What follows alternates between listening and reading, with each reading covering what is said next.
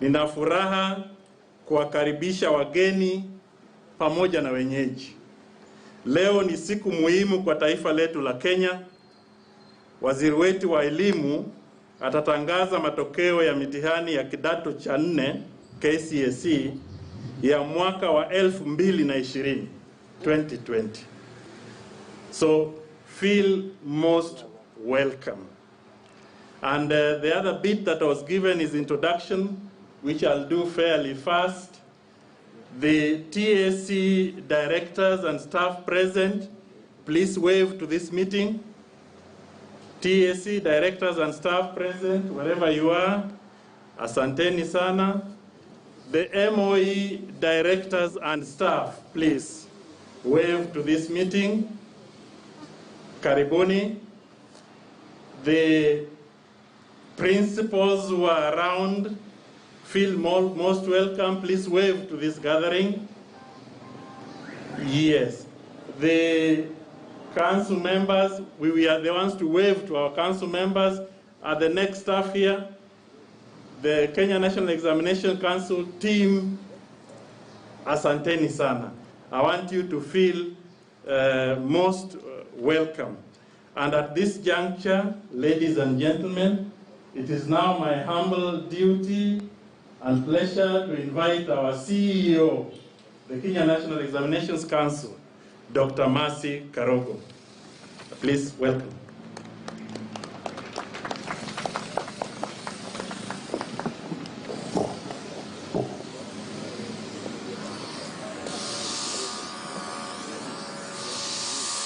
Thank you. The Cabinet Secretary, Prof. George Magoha, the Chair of Parliamentary Education Committee and other committee members present, Chief Administrative Secretaries, Dr. Sarah Luto, Madam Umina Bonaya and Mr. Hassan Noor, the Principal Secretaries present, Dr. Julius Juan, Dr. Margaret Mwakima, Ambassador Simon Nabukwesi, and Mr. Alfred Nocheriot, the Chairman of the Council, and other council members present, the COTSC, Dr. Nancy Masharia, the Director of Kenya Institute of Curriculum Development, Professor Charles Ongondo, the Director General State Department of Education, Mr. Elias Abdi, directors from Teacher Service Commission, directors from our ministry, representatives, the principals, and all the other representatives of people here from the other unions. We have the Private Schools Association and the unions present, the media fraternity covering this function, and those others who have supported us, my colleagues from the Kenya National Examination Council, our esteemed invited guests, good afternoon. Allow me to start by welcoming each one of you to Kenya National Examination Council, and thank you most sincerely for honoring our invitation. Indeed, each one of you has been part of the journey that culminates with the release of the KCSE 2020 examination results today.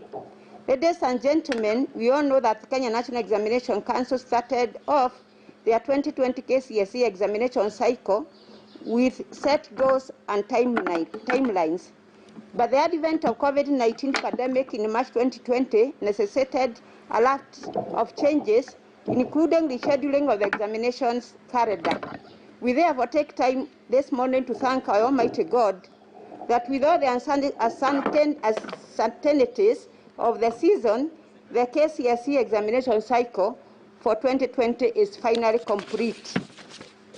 After resumption of physical learning, Kenya National Examination Council immediately embarked on completion of assessment of KCSE examination papers, which have a school-based project component for art and design, agriculture, woodwork, metalwork, building construction, and computer studies. The assessment of school-based exams were completed successfully in January 2021. The oral and the aulo and home science practicals were administered thereafter between 8th and 19th March 2021, followed by the administration of the theory papers from 26 March, 21st April 2021. Ladies and gentlemen, The success of field administration and the conduct of 2020 KCSE examinations at school level was supported by a dedicated team of 10,943 supervisors, 42,574 invigilators, 2,634 drivers, 23,226 security officers, 10,438 center managers, among other members of the school community who support the candidates on a day-to-day basis while the examination was in progress. Ladies and gentlemen, the management, distribution and the security examination materials while in the field was coordinated by a team of dedicated field officers at county and sub-county level. This included county commissioners, assistant county commissioners, and their security teams, Minister of Education regional directors, county directors, sub-county directors of education, and a team of other education officials, TSC regional officers, county and sub-county directors in the Teacher Service Commission. This interagency team worked tirelessly to ensure success of the process for over 5 weeks. Please accept our gratitude for this sacrifice. The marking of 2020 KCSE examination candidate answer scripts was successfully undertaken by a dedicated team of 25,135 examiners. Thereafter, a committed team of NEC officers processed the examination results for the candidates, culminating to the release of the same today. Ladies and gentlemen, I also wish to recognize the 747,161 candidates who registered and sat the 2020 KCSE examinations in 10,567 examination centers countrywide. These candidates registered for 31 subjects, which were tested in 77 papers. NEC on the spot ensured that all candidates, including those with special needs and disabilities, as well as those who took examination under other special circumstances, were accorded appropriate opportunity to ensure fairness and equity. We commend these youth for braving a unique period in our history and their compliance to Minister of Health protocols towards prevention of spread of COVID-19. As I conclude, ladies and gentlemen, I wish to thank all stakeholders and the members of the public who supported Kenya National Examination Council in various capacities and the means during the long journey. I wish to reiterate the commitment of Kenya National Examination Council towards the realization of education goals of the country, the Kenya Vision 2030, and other global development goals which we have attested to. With those remarks, I wish to add my remarks, and I wish to pray to the Almighty God to bless each one of you for you corporately, because we are representing institutions and your families in a mighty way. And with those remarks, I will take this opportunity to invite the chair of the council, and may also request him to introduce the council members present. Thank you.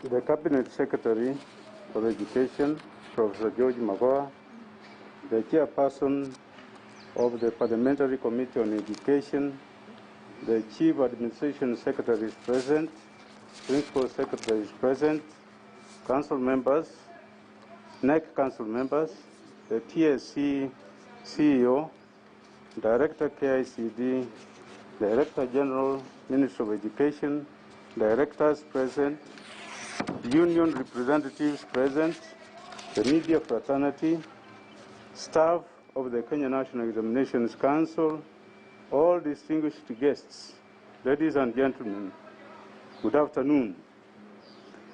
Before I proceed further with my remarks, allow me to introduce members of the Governing Council of NEC. Dr. Julius Juan, thank you. Dr. Nancy Macharia,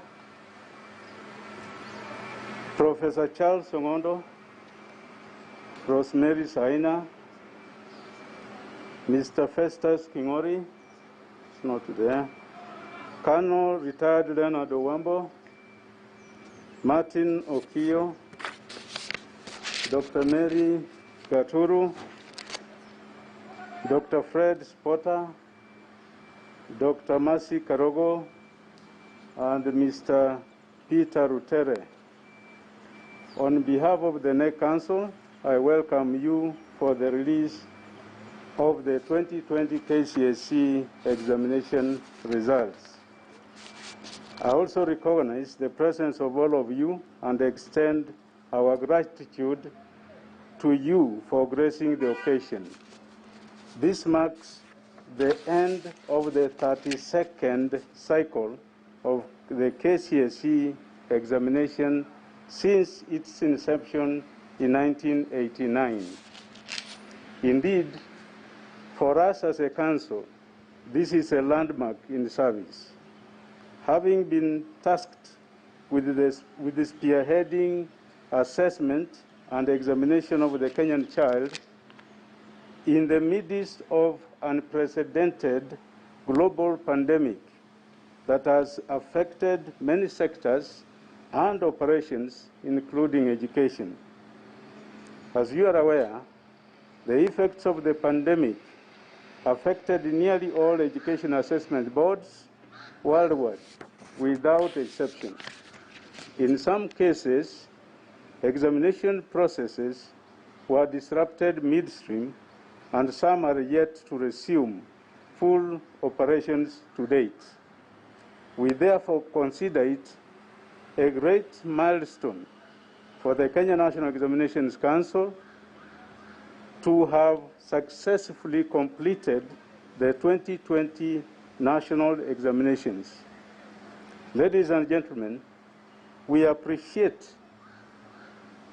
the pivotal role of Professor George Magoha, the Cabinet Secretary, Minister of Education, in this process, for remaining steadfast in his commitment to the completion of the examination cycle.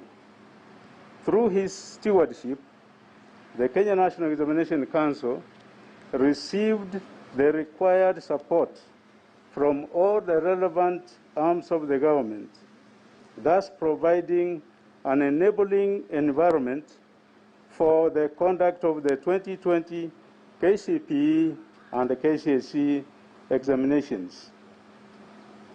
I wish to assure you all that the Council put in place all measures possible to ensure that the KCSE examination results and certification of the 2020 candidates maintained the global repute that the Kenyan education has gained over the recent years. The Council, therefore, worked tirelessly to ensure professionalism and integrity throughout the process. In this process, the NEC staff worked diligently around the clock to ensure the prompt availability of all examination requirements. As was the case with many examination boards, field administration of the examination in COVID-19 times was not without unprecedented unique challenges. But the Council navigated successfully. Ladies and gentlemen, this would have not been possible without the support of all of you as responsible stakeholders and process owners. These include the larger Ministry of Education, starting with the Cabinet Secretary, the Ministry of Interior and the Coordination of National Government, the Ministry of ICT, semi-autonomous government agencies, associations, unions, and other institutions and individuals who supported NEC throughout the examination cycle. Special recognition goes to the 2020 KCSE examination candidates their parents, and patriotic members of the public who supported the process by refusing to tolerate examination malpractice by reporting all cases of attempted vice. We as a council wish to urge all law-abiding citizens to fight against all attempts to cheat in examinations, because this not only affects the moral of our future generations, but also growth and development of the country. As I conclude my remarks, I wish to mention that NEC is still on course in rolling out the competency-based assessment in support of the competency-based curriculum at basic education, and envisages to roll out the same at tertiary levels at the appropriate time. With those remarks, I take this opportunity to wish all the 2020 KCSE examination candidates success in their next phase of life, and urge them not to focus more on the grades attained in the examination, but instead focus on the selection of the appropriate pathways that steer them towards their future career growth and development. Thank you. At this point, I would like to hand over to the PS, Dr. Julius Joan, to continue with the program. Dr. Joan, please.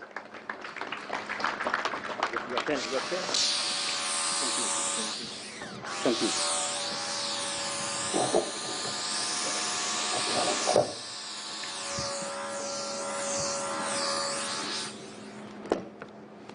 Thank you very much, our Cabinet Secretary. Thank you, Chair NEC. All protocols observed because of time, ladies and gentlemen. Mine is going to be very brief. The first one is basically to introduce the senior colleagues who are here, starting with the Chief Administrative Secretaries. We have three of them. Dr. Sarah Ruto, just you can wave. We have Mr. Noor and Madam Mumina. Then we have my colleagues, the PSS. We have Ambassador Nabukwesi, Mr. Cheruiyot, and Dr. Mokima. Thank you. Allow me also to acknowledge the presence of our colleagues from the Private Schools Association. I saw Mr. Ndora around. Please wave. Oh, thank you. We have colleagues from international schools. I think I saw you together. We have CEOs around here. Some of them have already been mentioned as board members. But allow me to mention Madam Dr. Wahome. Well, Dr. Wahome is the CEO KUPS, that is the Kenya Universities and Colleges Central Placement Services. Very critical, because the results that are being announced here, the next step for the learners is for them to be selected to the various institutions in the country. That is important because once you get your selection through KUPS, then you can be sure of getting government capitation as well as being able to apply to the Higher Education Loans Board funds. We have the Chair of Parents Association, Mr. Mayu. I saw you around. Thank you.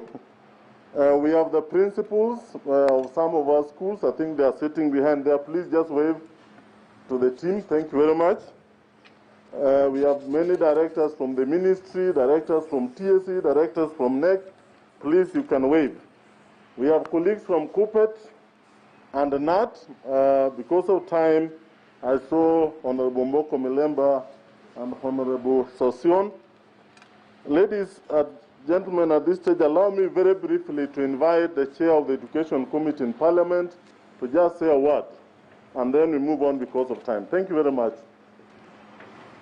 CBC, this system is long overdue because it will bring the best in our children by developing their skills and knowledge, and application of the same will ensure our children become better communicators, critical thinkers, among many other things. So Kenyans should now be fully ready to embrace the new education system. TSC, which is also represented here by Madam Nancy, is a very key player. We are going to ensure that they get the necessary support so that they can be able to roll out and train the teachers about the new curriculum. The Education Committee will always support the ministry to develop the right policies, support them through the budget, but also oversight and ensure that every cent is utilized very well. My appeal to leaders, to parents, and all stakeholders is to ensure that our candidates get to the next phase of their education so that they can be able to move on very well in that area. I don't want to say a lot, but I must thank the ministry for what it has done, because now we are able to plan as parents and move ahead. Today I'm accompanied by two very key members of my committee, Honorable Omboko Milemba and Honorable Sosion. I'm sure they're also wearing the hat of the unions that they represent.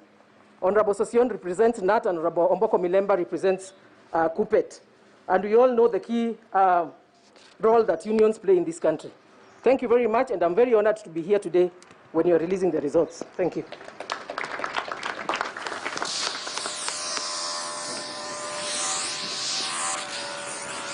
Thank you very much, Mheshimiwa. Before I invite the CEO TSC to make her remarks, I want to mention three things. One is to pay homage to the teachers of this country who gallantly and proudly went to schools when everybody was not sure that we would move on.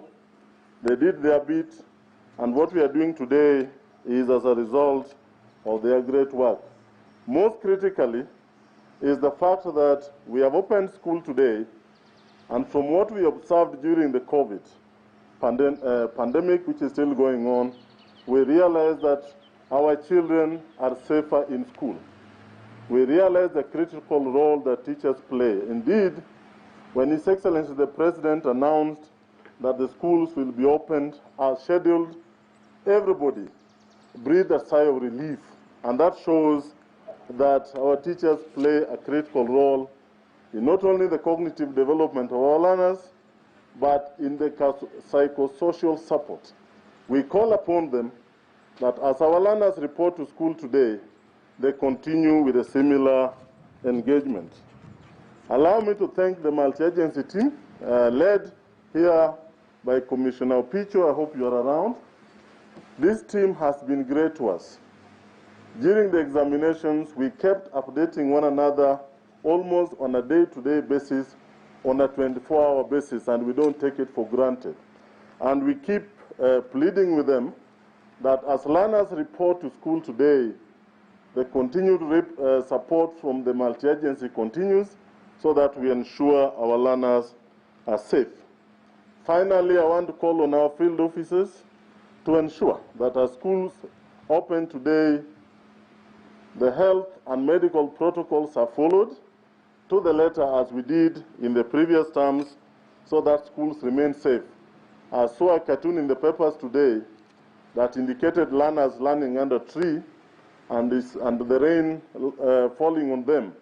I want to assure the country that in primary schools this term, the grade 4 students are still, pupils are still away, which means in many schools we have some extra space where we can keep social distance while learning. The same applies to secondary schools where we don't have Form 4 students for this term, and therefore again they have some space where learners can sit safely, keeping social distance. I also want to plead with the entire country to provide safe passage for learners as they travel to school. In some areas it's raining very heavily. Let us provide safe passage to those who are traveling school to be boarders, those who are day scholars, whether we are matatu conductors, we are border riders. Everybody needs to provide passage and support to the learners. At this stage, allow me to invite the COTSE to make her remarks, and then we move on to the release of the results by the Cabinet Secretary. Karibu sana, Madam Nancy.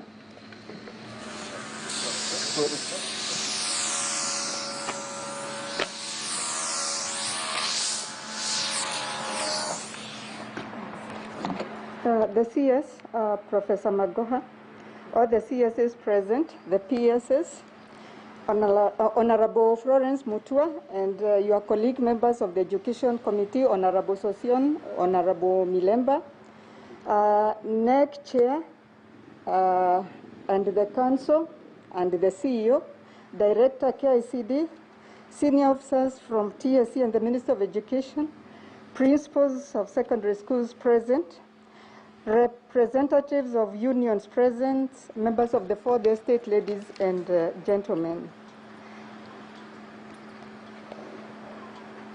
Let me start by saying that I'm extremely pleased to see us gathered here today to celebrate yet another successful delivery of the KCSE examination. Given the most difficult circumstances under which this examination was delivered, I wish to thank all teachers who are involved in administering and marking this important exam. As a commission, we honor and celebrate our wonderful teachers for a job well done. Enjoy the accolades, our teachers, because you certainly earned them. And let's clap for our teachers. However, even as we throw accolades their way, I wish to empathize with the 7 teachers who are involved in a road accident near Webuye on their way home from marking the KCSE exams. We wish them quick recovery, and we shall be praying for them. The TSE is impressed with the high rate of COVID vaccine uptake among teachers. As of yesterday, that is Sunday, the 8th, we had 494 teachers vaccinated, constituting 48.9 female and 51% male. It is satisfying to note that majority of the teachers aged 58 years and above have taken the jab from the data we have received from the Ministry of Health. The impressive number has been achieved despite the fact that most teachers have been on the move, either during the administration of the examinations or during the marking exercise. Having concluded the examination period, I beseech all teachers to take up the job. And as we announced when we were releasing the KCPE, His Excellency, the President, granted all teachers an opportunity to get the vaccination regardless of age. Please, teachers, let's utilize this gracious opportunity to protect our lives. It is sad to note that so far we have lost 37 secondary school teachers, including 24 principals, 3 deputy principals, and 10 classroom teachers. We do not want to continue losing our teachers. They are very dear to us. So please, whenever you can, we still encourage you to take the job. As a commission, we continue to do everything possible to ensure teachers lead healthy lives. So far, we have provided full medical insurance cover for COVID-19 related ailments.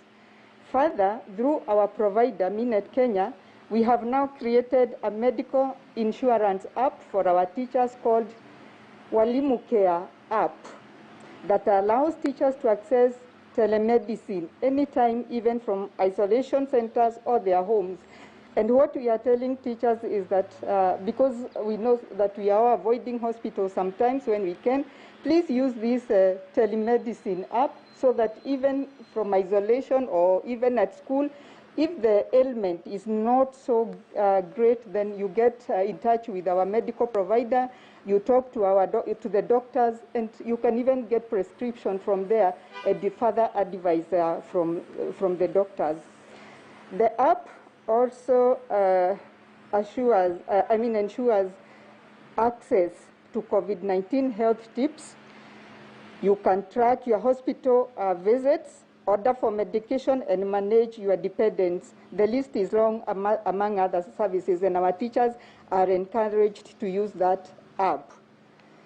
I also wish to announce that the Ministry of Health has accepted our request to open up a vaccination center at TSE headquarters, where teachers who visit our offices can receive the jab.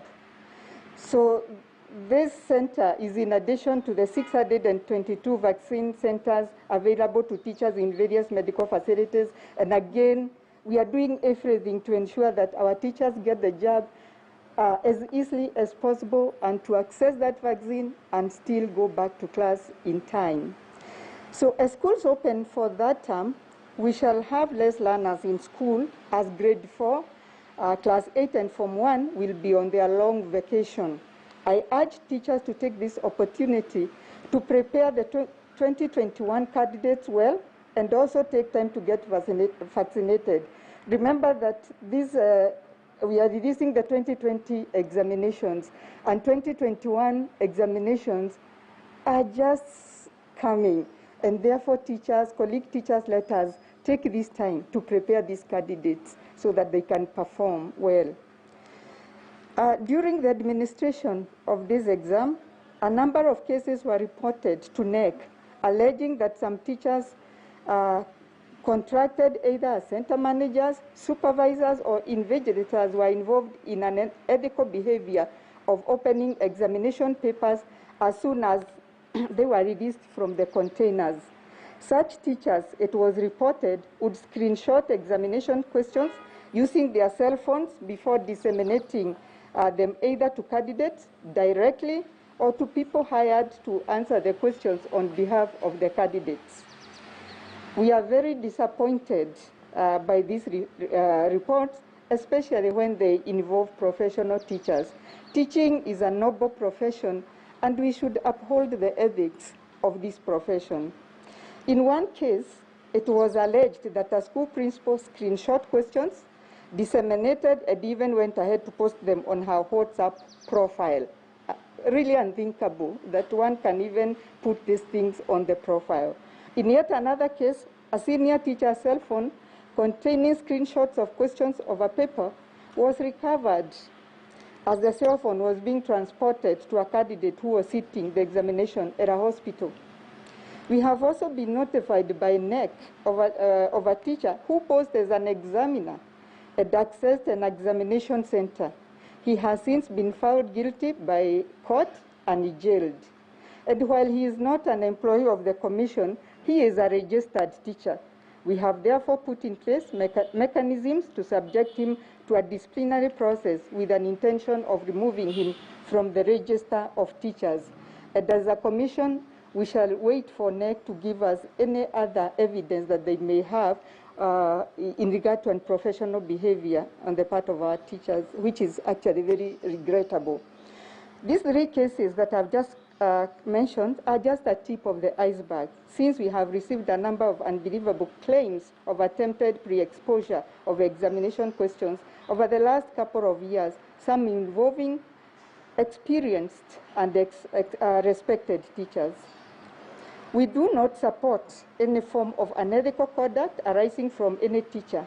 Worse, regarding examination malpractices, we shall therefore act decisively and conclusively on errant teachers while upholding the rules of natural justice and the principle of due process as stipulated in the Code of Regulations for Teachers. In doing so, however, we must be extremely cautious to avoid punishing framed-up teachers who could otherwise be sacrificial lambs of the true examination crooks. For instance, we must interrogate allegations of how a teacher can deliberately post smuggled-up questions on her own app WhatsApp page, the consequences notwithstanding. Could there, for instance, be a cartel of examination thieves that access cell phones of innocent examination officials once they have surrendered, once these phones are surrendered to a common point at the examination centers, then using the gadgets to photograph examination papers before attempting to route them to the intended targets? This inexplicable scenario has forced the TSE back to the drawing board to devise ways of accurately identifying the examination crooks beyond reasonable doubt. After initial consultations within and outside of the Commission, we have resolved to devise a waterproof system that will help us to accurately detect, identify, and apprehend perpetrators of examinations fraud while protecting innocent teachers whose gadgets may be misused. We think this will be possible if investigators can examine and conduct a forensic analysis of fingerprints of the people who tamper with examination materials right from when they are released from the containers. To this end, we have resolved to launch a transparent process of biometric enrollment and validation of teachers in all public schools. This will entail enlisting their fingerprints, which can then allow for forensic and intelligence-led investigations in cases where examination papers are tampered with and where cell phones and other gadgets are used to commit examination malpractices. The use of biometric validation will assist in vindicating innocent teachers from being blamed for offenses they did not commit. We are at the tail end of finalizing our consultations with the Office of the Data Commissioner on the rollout of the biometric capture of all teachers. In future, all teachers joining the TSC will undergo the biometric enrollment before they enter our payroll. And this is doing what every other organization is doing. When you go to the bank, you just use your fingerprint and everything, because we do not want our teachers to be accused of what they have not committed, but we will punish those ones who also are involved in the malpractices. In conclusion, I want to say that, as always, the TSC will reward those teachers that NEC will give names who have performed exemplary well and improved in their performance, and we shall recognize them. But let me conclude my remarks now by thanking the multi-agency team that is behind the success that we are celebrating today. I can't forget our foot soldiers in the process, field officers of the Ministry of Education, TSC, and the security personnel under the Ministry of Interior. I wish to congratulate all the 2020 KCSE candidates and wish them well in their endeavors. God bless Kenya.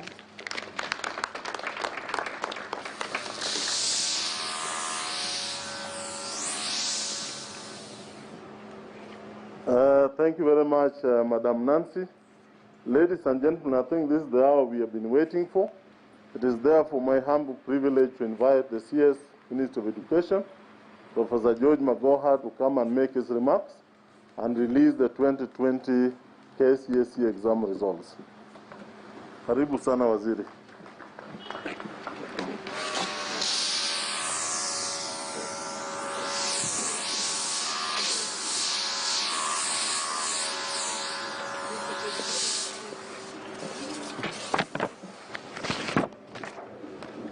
Chief Administrative Secretaries Dr. Sarah Ruto, Mumina Bonaya, and Hassan Nur Hassan, Principal Secretaries Dr. Julius Juan, Margaret Makima, Alfred Cheriot, and Ambassador Simon Nabukwesi, Teachers Service Commission CEO Dr. Nancy Njeri Macharia, Dr. Florence Mutua, Chair of the Education Committee of Parliament, accompanied by Honorable Winsol Sosion and Honorable Mboko Milemba, Dr. Onsati, Chair of NEC, Mercy Karogo, Acting CEO of NEC, NEC Council members, distinguished ladies and gentlemen. I am indeed excited this afternoon to welcome you all to this event celebrating the results of 747,121 candidates who sat for the 2020 Kenya Certificate of Secondary Education Examinations. Just 3 weeks since we gathered here to release the results of the primary school exam on the 15th of April. Ladies and gentlemen, after looking at the impressive results that have been posted by our 2020 candidates and taking into account the most trying environment in which they prepared for this examination, I am compelled to describe this show in one apt sentence.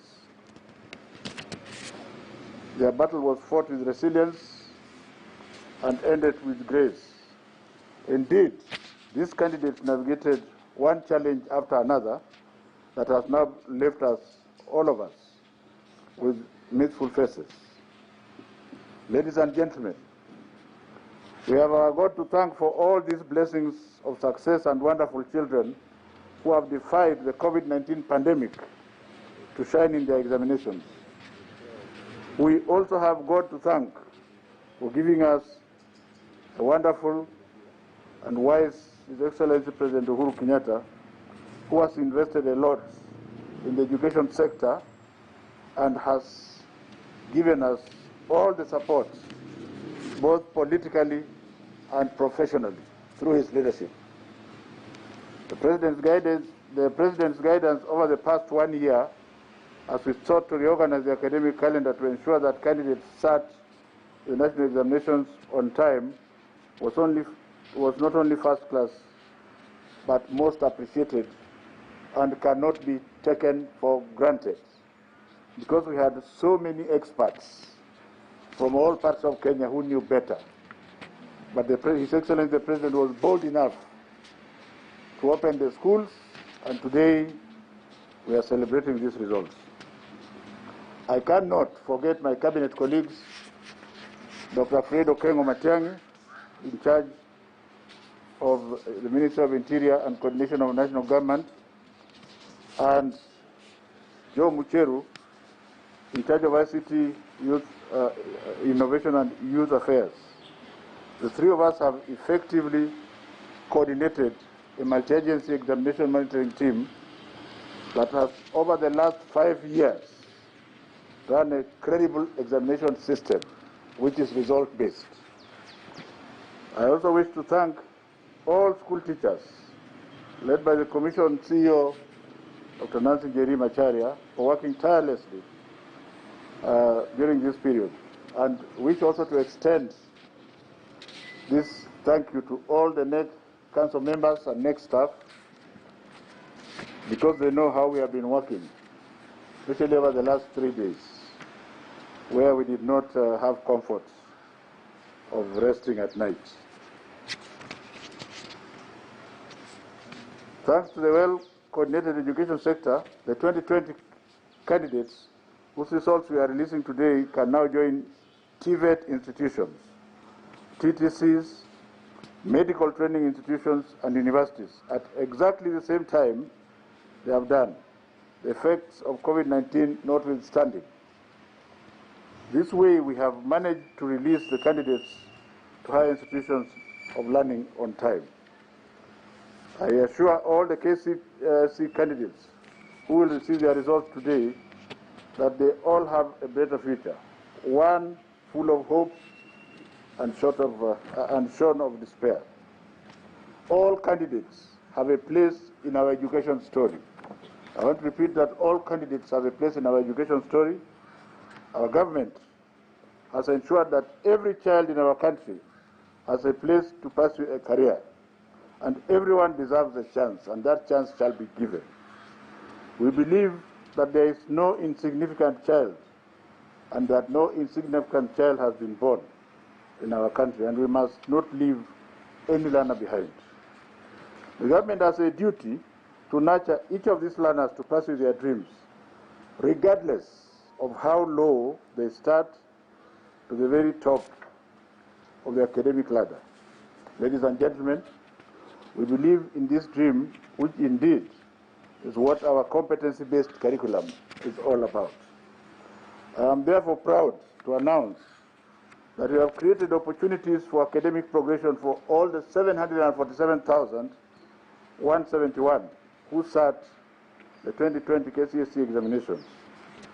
Already the Kenya Universities and Colleges Placement Service Groups, whose CEO, Dr. Agnes Wahome, is here today. I think you should stand so that they see you properly. Ukahaha. Let them see you. This is a new boss for the universities, replacing Azam. Thank you. That is Dr. Wahome, brand new, has identified that our universities and colleges and TVET institutions have places for all candidates. All these institutions have disclosed their capacities of enrollment ahead of selection exercise of 2020 KCSE examination candidates, which I have instructed that should start immediately. That instruction is on behalf of none other than His Excellency the President. The placement service is engaging with the higher education regulatory bodies, Commission for University Education, the Technical and Vocational Education and Training Authority, TVETA, to ensure that all institutions are prepared to enroll these candidates. This is in line with the Ministry of Education's goal of providing fair and balanced access to quality and relevant higher education and training, and His Excellency the President's policy of 100% transition. I have directed the COOPs to ensure proper public mobilization and communication to campaigns are put in place to ensure that all interested candidates apply to colleges and TVET institutions of their choice. As you are aware, the government of the Republic of Kenya will pay for these children, and they will also be available to get help loans. I therefore wish to declare that all candidates who have sat these 2020 examinations have the ability to progress to other levels under the government's plan of zero wastage, 100%. This explains why the government of His Excellency Uhuru Kenyatta has spent enormous resources to expand the TVET sector. Let me also re-emphasize that the government has been paying for our children in private universities the same amount that they pay to public universities. And because we want every child to have access, this is going to continue. For instance, the number of TTIs in each constituency has grown from 52 in 2013 to 233 in 2021. Out of the 233 TTIs, 52 are fully operational, 140 have been built, equipped, staffed, and operationalized, 4 of them catering specifically for children with disabilities, and 41 are undergoing construction, and I hope that by the grace and mercy of God, Mwakima, you are here, this is one of the things that you must finish so that they are operationalized this year. In bid to make up for the time that was lost during the prolonged closure last year, we deliberately created a tight academic calendar that enables us to accelerate completion of school terms. Schools that have opened for 2020 third term today are expected to close on the 10th of July and proceed on a week-long holiday, and then, and only then, shall we start a new year. That new year, ladies and gentlemen, entails the rollout of CBC Grade 5. And for the avoidance of doubt, we shall all roll out Grade 5 together, whether you are in private school or public school. Like I said the other time, there's only one government. Upshot of this accelerated calendar will be that we'll have 5 examinations this year. The 2021 KCPE and KCSE will be held in March 2022. So the members of the media should stop labeling the examination we are releasing as 2021. That examination is being set now. The one that is being released is 2020. So even as you go ahead and discuss this, it is for the year which has not ended, which is 2020, which will end in July. In December 2022, we will administer another examination. Hopefully I will not be there, but we shall have planned for everything, so that whoever is going to take over from us should have a seamless effort. We had tried to avoid this, but I think since it is one country, and we must remember that the world is a stage, and when you are given a job, you don't get attached to it. You just do what you have to do and ensure that when you leave, whoever takes over can proceed on from there. That is the year that in December next year, that will be the year that we shall do the grade 6, the first grade 6 summative examination. As you are aware, His Excellency the President has sworn in a permanent secretary specifically to midwife the competency-based curriculum changes, the CBC, which basically means that this will be done without any problem.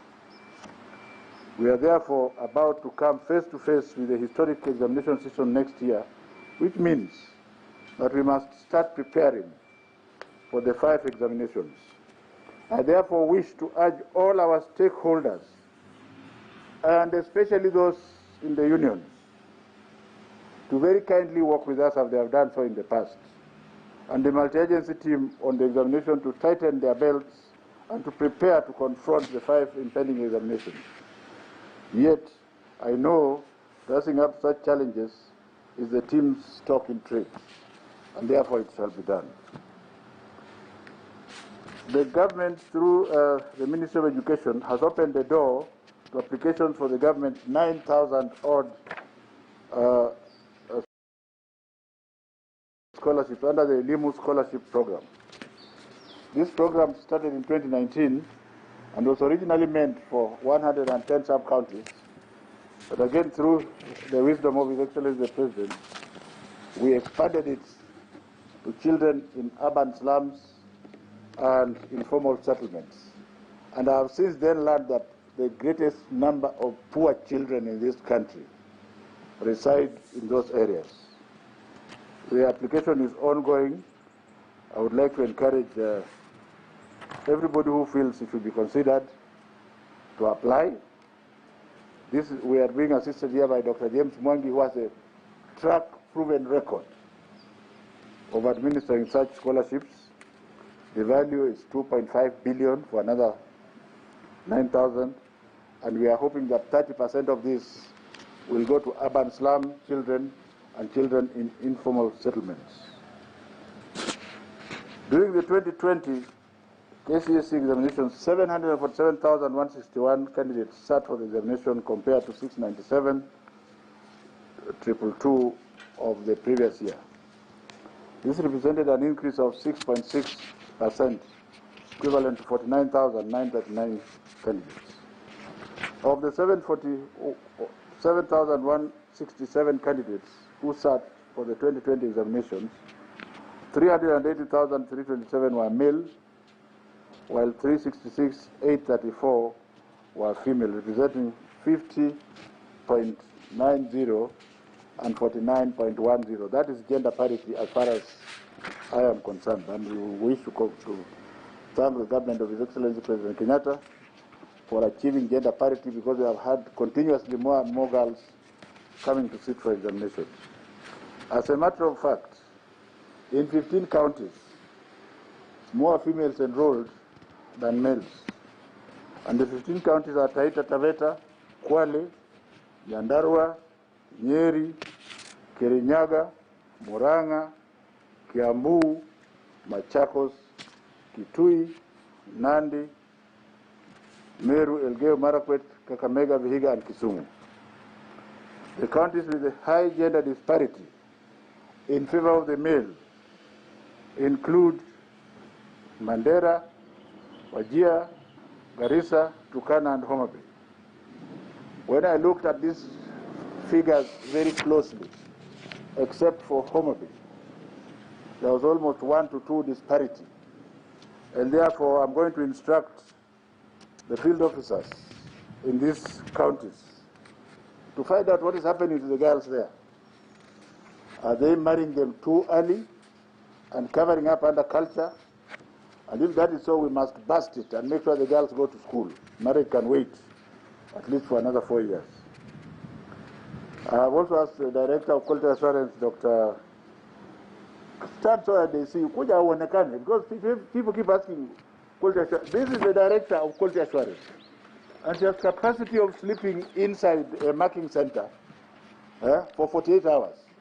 What nonsense are you looking for? Please sit down. Quality assurance and standards to investigate the cause of low female candidates. You know, some people want bodies who cannot do the work. I identified Dr. Gaturu from the field. Nobody introduced me to her. And I was not even a minister then. I was just an ordinary chair of NEC.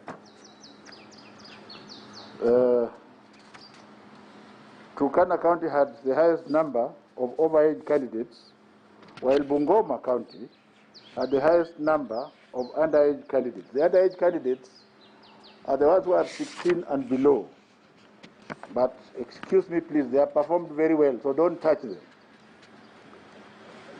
Subject performance in 20, don't hold a child back because the child is underage. You will see that they deserve, I'm going to show you soon. In the 2020 KCSE examination, 19 subjects recorded significant improvement in performance compared to 16 subjects of 2019.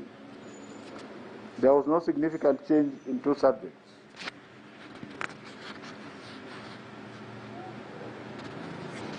There were 893 A-planes. There were 893 candidates who scored A-planes, which is 0.1%, as compared to 627, which compared to 0.09, 2019. This is one of the clearest indicators, ladies and gentlemen, that the candidates have performed at par, if not better, compared to 2019, despite the negative effects of COVID-19.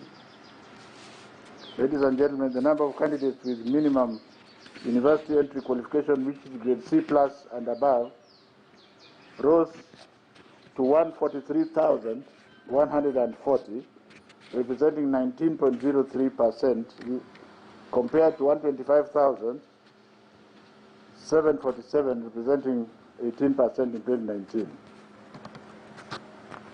The message here is this: all the remaining candidates are eligible to join TVET institutions, teacher training centers, medical training colleges, and other tertiary learning institutions at various levels, from artisan to degree level. There's a table which will show you the distribution, and I don't have to go through them because you will see them. Our candidates with special needs, there were 223 candidates with special needs have obtained C+ and above, and I think I should take time, because since they have special needs, let me just take time to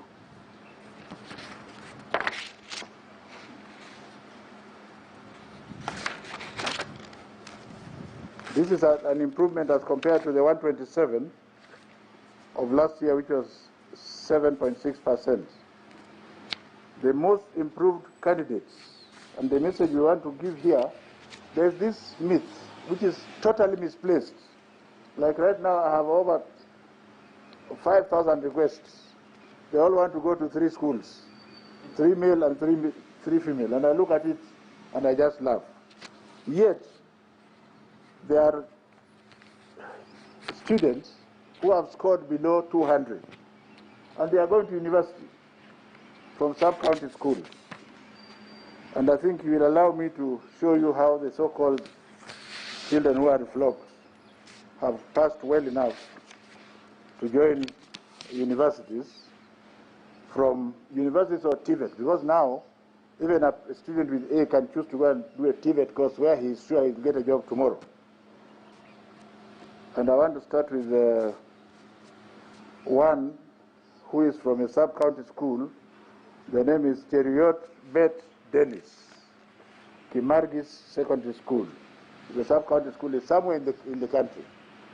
He has moved from 190 to a B-, so he's assured comfortably of a university space.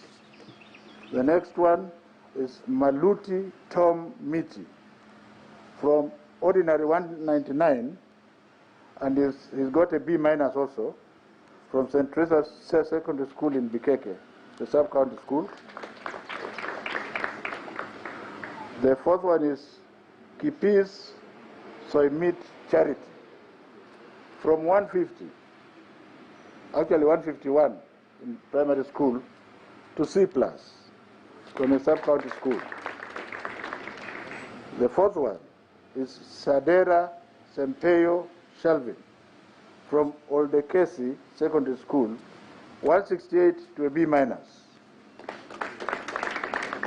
The other hero or heroine is Kamar Abdullahi Jamale, 163 from Habaswein Mixed Secondary School, so Habaswein Mixed Day Secondary School. It's a sub-county school. The other sub-county school is Sololo Pamari Joseph, Old Kesi Secondary School, is a sub-county. Then there are 1 or 2 extra-county schools where we have Hassan Abdullahi Osman, Wayam Secondary School is an extra-county school. And the message here, ladies and gentlemen, is very clear. This, I don't know whether to call it madness or lack of knowledge, that you must go to the Panganis and Kenya high schools of this world. It is our duty as government to ensure that we nurture all the children, even those who will not have performed well. We must still give them, including the ones with E. We must give them an opportunity, because that E does not mean failure. Before CBC takes root, we must ensure that these children are given an opportunity, ladies and gentlemen. Now, the most improved schools based on the mean KCE grade, and here we have been open to identify the most improved schools. In the same spirit, ladies and gentlemen, of illustrating schools that can add value to students, I now name schools that admitted students with KCPE mean scores that did a commendable job in improving them. And they include extra-county, county and sub-county schools. The first one is Kayaga Girls School, somewhere in Meru, which is an extra-county school, which improved the KCPE index of 22.38 to 73.98 this year. St. Joseph's Girls Kitale improved from 21.22 to 71.57. Kisasi Secondary School, and incidentally, this is the school I want to take that child who was abandoned. I will personally go and look for him and admit him there and get him a scholarship. This Kisasi Secondary School has improved from 20.48 to 68.26.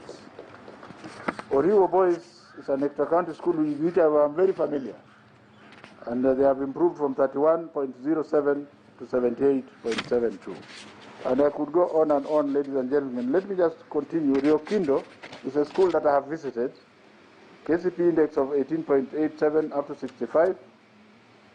St. Joseph's Rapogi, which is near Dr. Juan's house, is an extra-county school from 31.112 to 77.78. And the first private, Light Academy, from 30.15 to 76.74. Sai Mixed Secondary School, which is a sub-county school, I'll just mention 2 sub-county schools and stop there, from 26.9 to 70.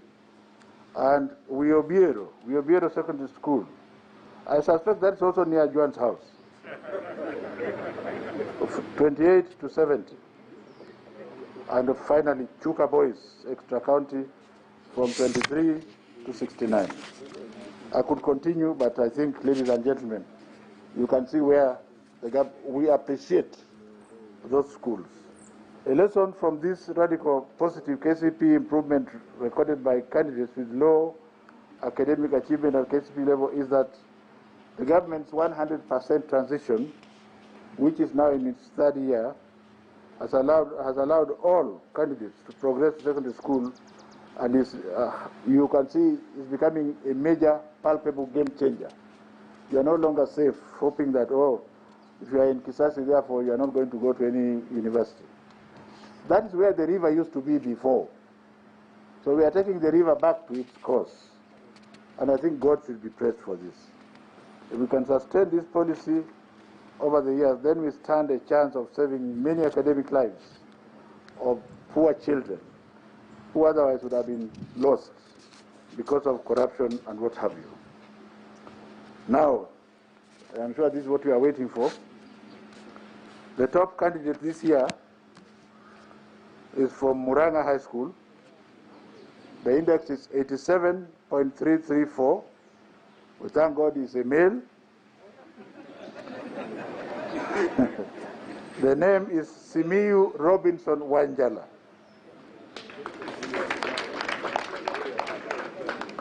The second one is again from an non-entity called Agorosare High School, somewhere. The mean is 87.173. The name is Wasonga Alan Udoma. The third one now follows the normal tradition. Sharon Chepngeno Terer, female, 87.173, the Kenya High School. You can see even you are clapping more. The first one, I will read all the 15. Moriasi Rob Ongare, 87.139, Alliance High School. The fifth one, Mbogwa Esther Washosho, 87.113, Kenya High School. The sixth one, Kipkoech Mark Kogo, 87.106, Alliance High School. The seventh one, Kenneth Oranga, 87.049, Kapsabet Boys. The eighth one is Henry Madaga, 87.046, Maranda High School. The ninth one, Chepkorir Patience, 87.046, Kenya High School. Number 10, Musomba Edith Kitei, 87.013, Machakos Girls High School. That is the genuine one, huh? The 11th one, Leslie Lois Wanjiku, the Kenya High School. Number 12, Pylron George, 86.970, Kapsabet Boys. Number 13, Kibrono Howard, Maranda High School. Number 14, Jelimo Debra, 86.947, Kenya High School. And number 15 and last, Buluma Daisy Nerima, 86.938, the Kenya High School. Ladies and gentlemen, the under 16s, these are the special ones who are 16 years and below. The first one is Musomba. So this Musomba, who is on the top 15, is actually under 16 from Machakos Girls. It should be clapped for properly. Makanda Nicole Pialson from Alliance High School is also here, 86.7. The third one is Mutabari Frank Mugambi, Kapsabet Boys. The fourth one is Kipto Gertrude Jeruto, St. Joseph's Chepterit. Fifth one is Kiplangat Gerald, 85.7 from Alliance High School.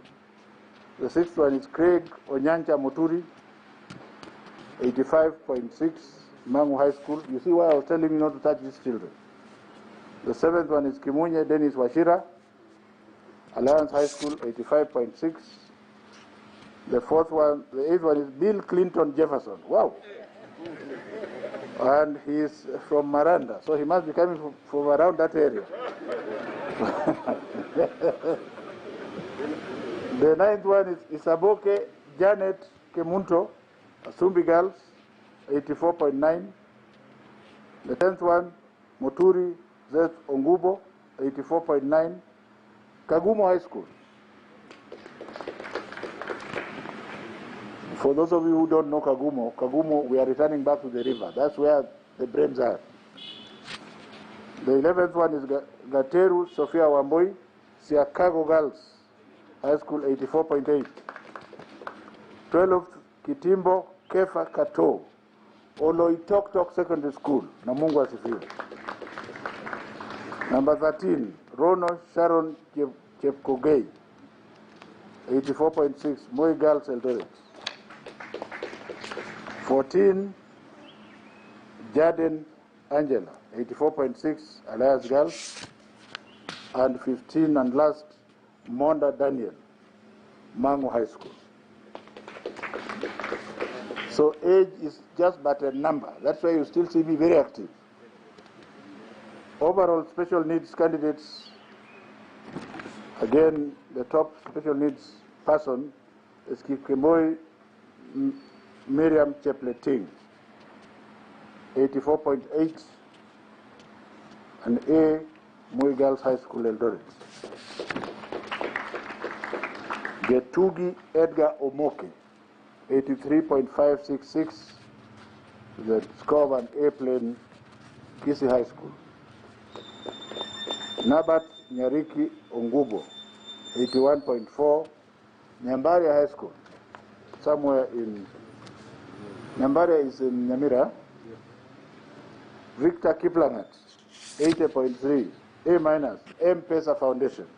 Give them a big clap. Warwinge Prudence Nyambura, 80.3, St. Anne Secondary School, Lioki. Onyango David Omondi, Maranda High School, 80.3. These are special needs children. You should be clapping for them. If you saw them, how they suffer to do exams, they are not like normal people. Well, they are able to differently, isn't it? Kialo Francis Mutune, 80.3, Makweni Boys. That's better. We know version Chianda High School, somewhere. A-, 80.2. Mwangi Jabes Mwanja, Muranga High School, once again, 80.6, A-. Nganga Wycliffe Ndiki, 80.162, Aquinas High School.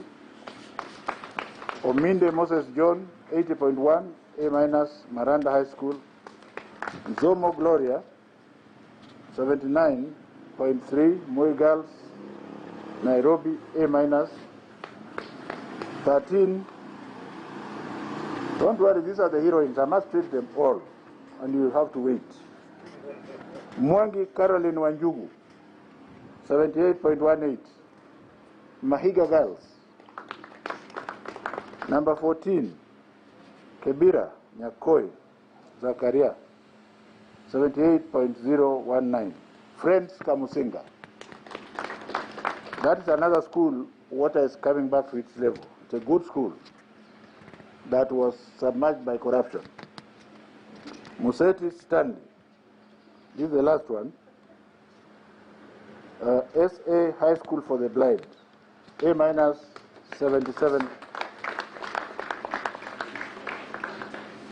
Ladies and gentlemen, I'll say something about irregularities. Because of the benefactor and wisdom of, out of the 287, 211 of them had unauthorized materials in the examination room, including those who wore white shirts and wrote. It's very funny. A child takes time to write in the shirt on both sides. So you see them opening and checking inside. Do you understand?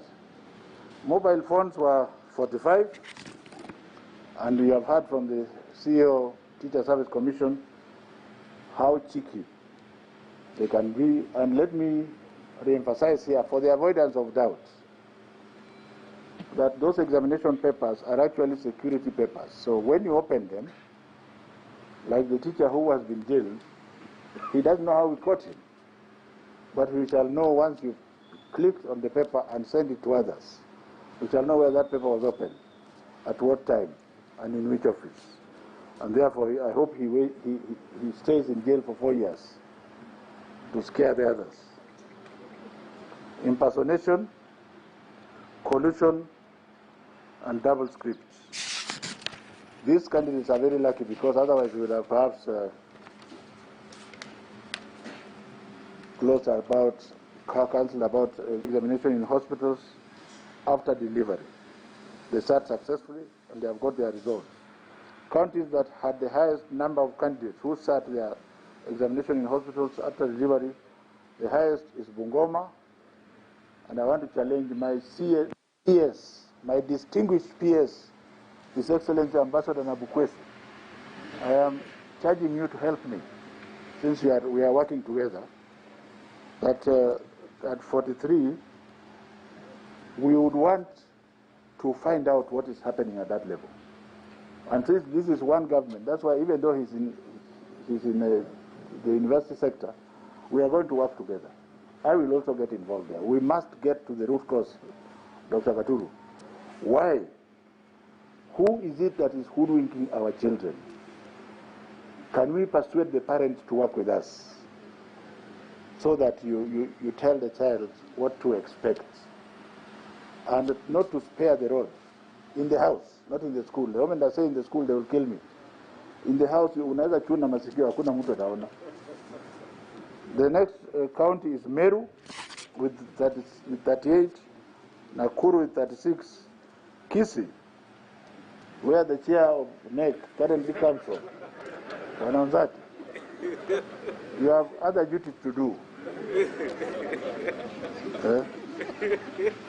And Nandi, or Cheriot, even though you are from Kericho, it's near there. We may need your action.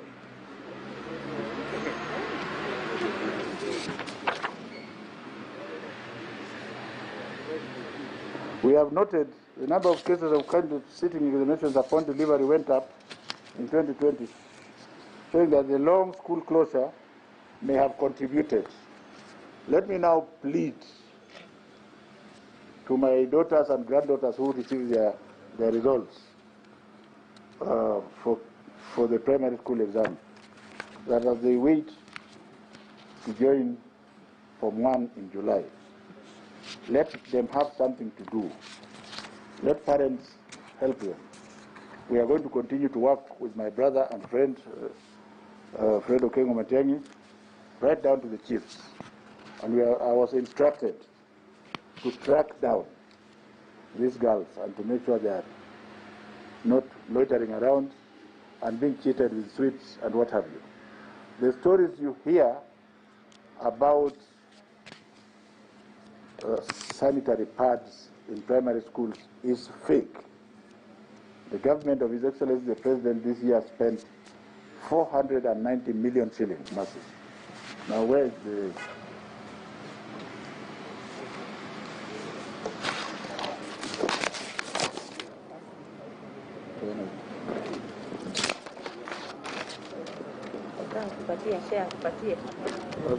Social distance, come back.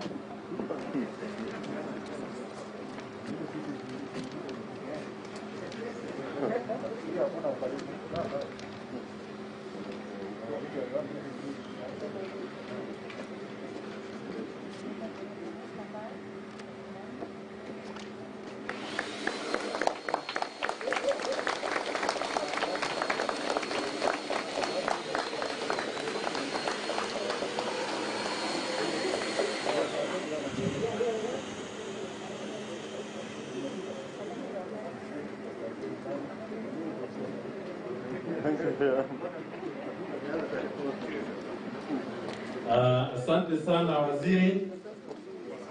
I now take this opportunity to ask Madam Imelda Baraza to move a vote of thanks. Madam Imelda. Thank you very much, our Master of Ceremony, our Honorable CS, our most valued invited guests, ladies and gentlemen. It is now my humble pleasure to have been asked to propose a vote of thanks on this occasion of releasing the 2020 KCSE results. On behalf of the Kenya National Examinations Council and the entire fraternity of education stakeholders gathered here today, I would like to pass a vote of thanks to all speakers and guests for gracing this occasion. A big thank you to our chief guest, Professor George Magoha, our Cabinet Secretary, Minister of Education, for gracing today's function. Thank you, sir, for the firm and steadfast leadership And through your remarks, we have learned that we have to take the river back to its course. Ladies and gentlemen, you'll agree with me that our CS has an indomitable spirit. Can we give him some rounds of applause? Allow me to mention our deep sense of appreciation for the CEO Teacher Service Commission, Dr. Nancy Macharia, for having spoken with passion about the commitment to service and selflessness of the teaching fraternity. Ladies and gentlemen, we appreciate that she has taken a transformative agenda for the Teacher Service Commission, and I'm sure as NEC, we're also going to benefit a lot from the biometric registration that will be undertaken for all the teachers. Another round of applause for her. We appreciate the fact that the teachers are the engine and cornerstone behind all our examination processes, and they have led to the output of today's results. I wish to express our gratitude to all our distinguished guests. The Chief Administrative Secretary is present, the Principal Secretary is present, the CEOs of our sister sagas present, the Director General, State Department of Education, the directors from the Ministry of Education, representatives of education-related associations, unions, KESHA, center organizers and center managers for gracing this occasion, and we really, really appreciate your continued support. I want to appreciate the presence of the chair of the Parliamentary Committee on Education, Dr. Florence Mutua. Can we give her a round of applause? Madam, we appreciate the continued support, and we look forward to more support as we proceed on. I want to appreciate the support and the presence of the IG's office, Commissioner Picho, who is here and has worked tirelessly with us. Another round of applause for him. Allow me, ladies and gentlemen, to also thank the chairman, Kenya National Examinations Council, Dr. Nsati, our CEO, Dr. Mercy Karogo, the council members who are here with us today for their continued support on policy matters and making it possible to have the release of the 2020 KCSE results. Can we give them a clap? I also want to appreciate the media fraternity for successfully covering the function and enabling all viewers to actively watch the release of the 2020 KCSE results. Ladies and gentlemen, no program can become successful with a single person. So I extend all our gratitude to all our NEC staff